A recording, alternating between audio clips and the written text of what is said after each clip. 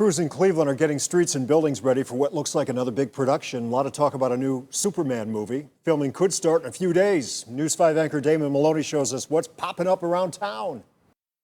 Blue, one of Superman's signature colors and signage, advertise an appliance, TV, and gaming equipment store at 75 Public Square. I noticed it and I was like, whoa, where'd that come from? Next to it, a bookstore? Yeah, I hope it stay there.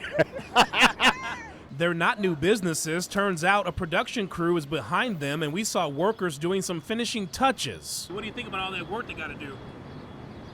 Glad it ain't me. To the fictitious businesses for Genesis, said to be the new Superman movie directed by James Gunn. I think it fits as Superman was originally born here in Cleveland.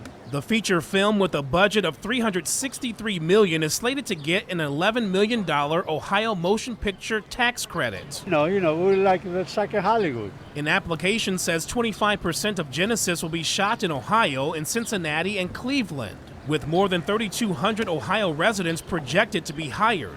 We're hopeful that it's just one more sign that the vibrancy of Cleveland is being appreciated. The pop-up stores are in the shadows of the new Sherwin-Williams headquarters under construction and right next door to Old Stone Church. We worship you, we give you thanks. Where every Wednesday there's a midweek communion service. Reverend Blonder Adams, a self-described comic book geek, told me it is thrilling to see the empty storefronts at the luxury apartment building transformed. I'll have to admit, when I first drove by and saw things happening, I'm like, oh, they're filling that space. He said Genesis production crew has kept the church in the loop. Do you think the church might make a cameo in the movie? Well, I sure hope so. I think they should, if they don't have it written in, they should have a minister. He thinks the movie could bring real businesses to the block, and while he'll be watching to see what actually ends up in the film, that's not the case for everyone.